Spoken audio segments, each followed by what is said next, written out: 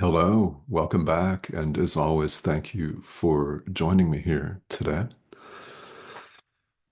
You're a miracle worker. Okay, the end of broadcast. Thanks for joining me, miracle worker. Hmm. You get to hear that again and again today. We don't think of ourselves as such, so let's start with this premise. This is, after all, a course in miracles, and whether you're a long-time student of the course, or you're just starting out, or whether you are not a course student, and this weird guy popped up in your YouTube algorithm, and you thought, okay, Course in Miracles, better check this out. Welcome. Wherever you appear to be in the world, wherever you appear to be on your spiritual path, I'm happy to have you here. Stick around. There's a reason why you're here. You are, in fact, a miracle worker. This is a Course in Miracles, appropriately titled, for sure. You may not think of yourself as a miracle worker, so you may not, and chances are, as we careen about life, we really don't, think about the true power that we're capable of, that we inherently have, that we inherently are. Does that strike a chord? Good. We don't think about it because we're so accustomed to what we call our daily life that we don't give ourselves much time at all to pause and think about these things, which is why it's so important that you're doing it. So for that, I thank you. It's your dedication and practice. Yeah. It is your commitment to your spiritual practice that is the highest and best offering you could ever give anyone anywhere, and nothing comes close to that. So it's very important. I hope you get that. Now, each and every one of us is a miracle worker. We may not think of ourselves as such because we tend to think of miracles as raising the dead. Lazarus, get up. You've languished long enough. We tend to think of levitation, of miraculous healings, of an ailment or a disease as a miracle. Sure, yeah. Walking on water, raising oneself from the tomb on the third day, things like that. Yeah. So, with these as our general working definition, it's really easy for each and every one of us to sit and say, okay, well, Jesus can do it. Yeah, Mother Teresa can do it. This person, that person can do it, but not me. Oh, no, not so fast. Think again. You are a miracle worker. A miracle has, not surprisingly enough, a very different definition in this course. It's much broader and it's much more inclusive. In fact, miracles are for all of us, and each and every one of us is a miracle worker. A miracle is any shift at all from darkness to light, any shift from blame to forgiveness, any shift from fear to love, from death to life, from the ego to God, from the ego to Jesus, from the ego to the Holy Spirit, from illusion to truth. Any shift at all, no matter how small and insignificant it may appear to be on the surface of life. And it may seem very small to us indeed, but it is no less powerful and no less effective than walking on water, moving mountains, and raising the dead. And it's Jesus himself that tells us this.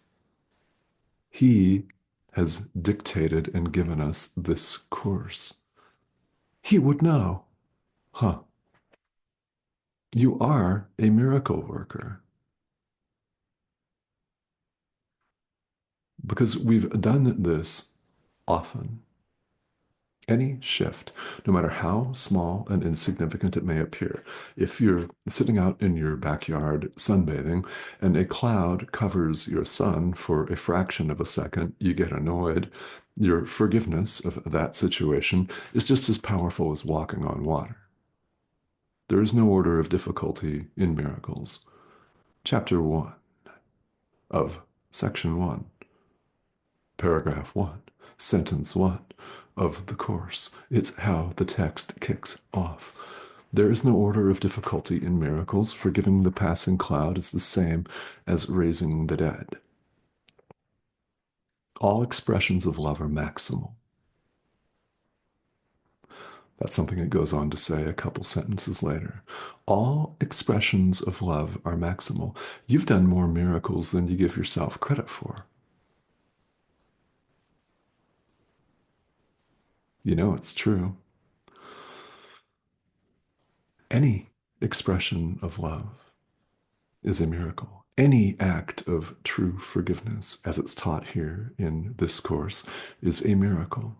And there are so many profound things going on that we usually don't think about that it's worth our taking a few minutes out of our busy day today to take a look at, because it's very uplifting, and I hope you may find it so. When you forgive, you're refusing to join in your brother's dream of fear. Why do people lash out? Because they're afraid. Let's take the example of a hateful social media post. We all have plenty of those in our lives, unless you're off social media completely. Oh, wait a minute, you're watching this. Yeah. So, well, I mean, thank you for watching this.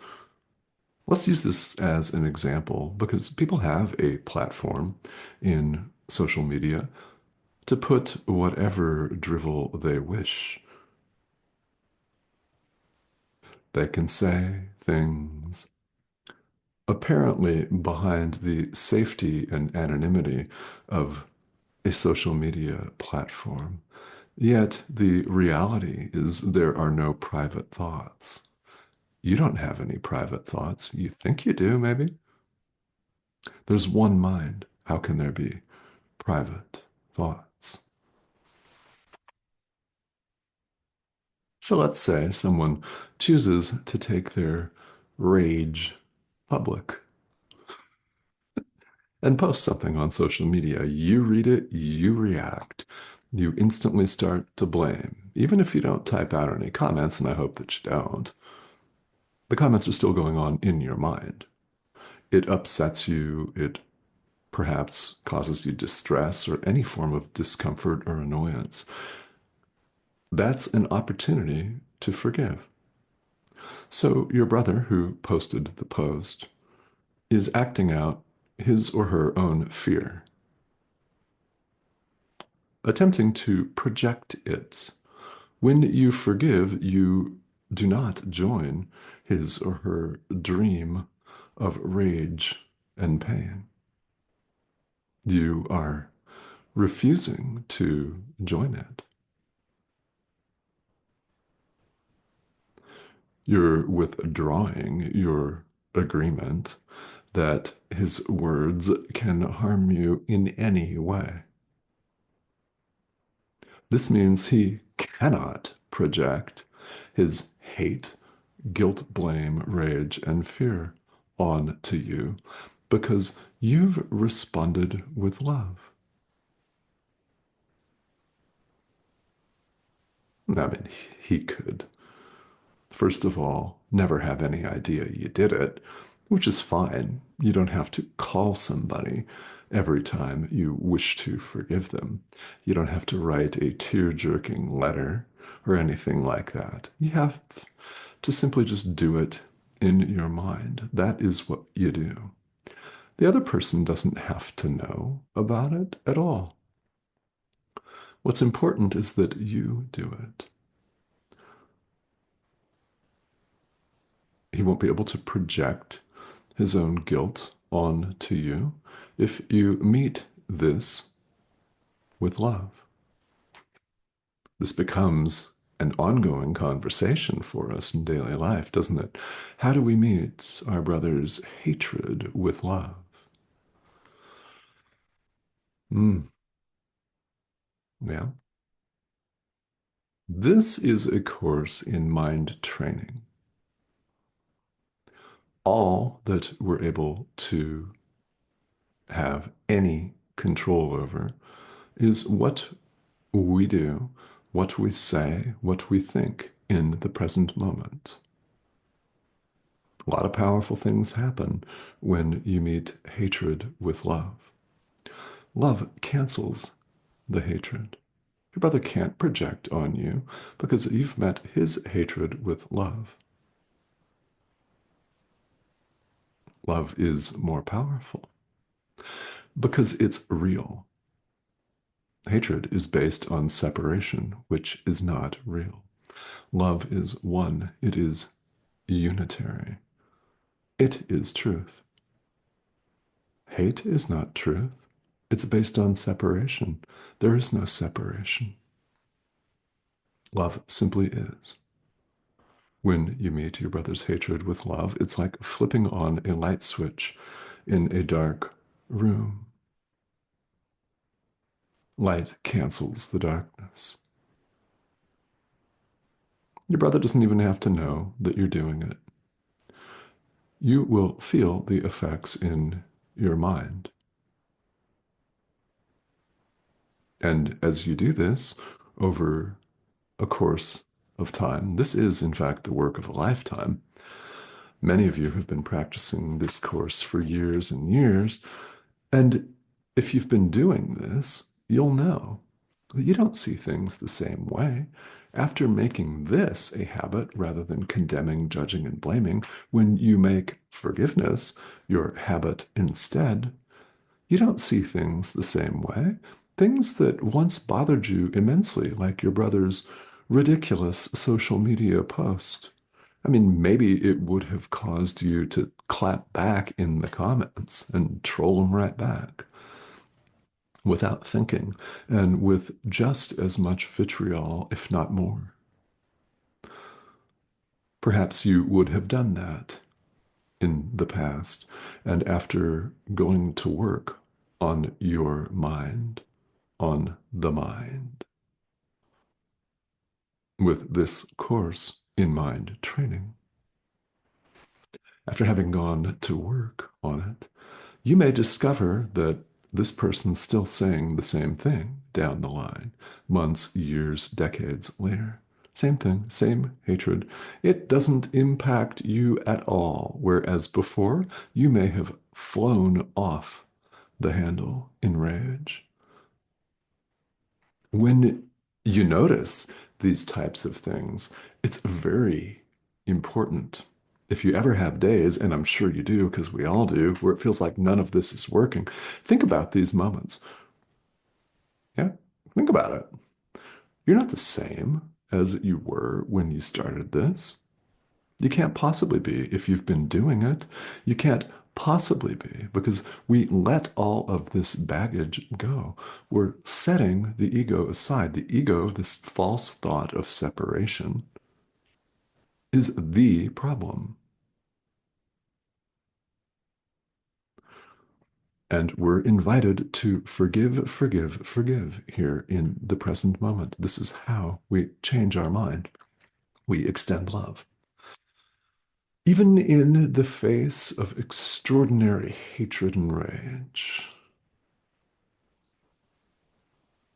you may very rightly wonder how you do this. Well, this forgiveness work that we're talking about is done in the mind. And once again, I can't stress enough, the other person does not have to have any idea that you're even doing it. Your mind will lighten, and that's the point, to change our mind. They could continue on the same trajectory. They are positively impacted by your forgiveness because there's one mind. Mind is joined. Their behavior can continue unabated. That's surface level. We're not talking about the surface level. We're talking about mind. We're not talking about the outside world, their same posts, their views on life. No, we're not talking about that.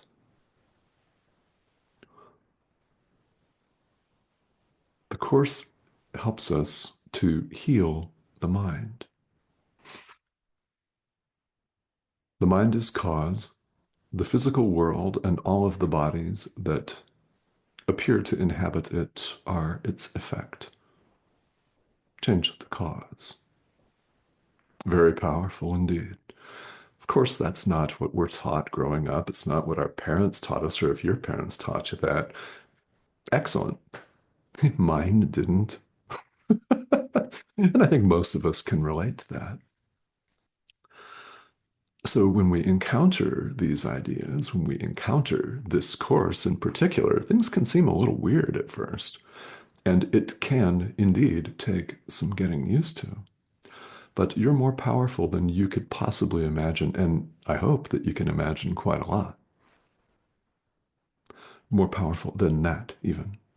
Keep going, will you? Thank you. And along the way, questions are bound to arise, and I welcome them here. If you have a question about this course or spirituality in general, please feel welcome to just type it out and leave it here in the comment thread. I would be happy to answer that. I do take a look at these comments, by the way. So even if you just wish to stop in and say hello, I'd love to hear from you.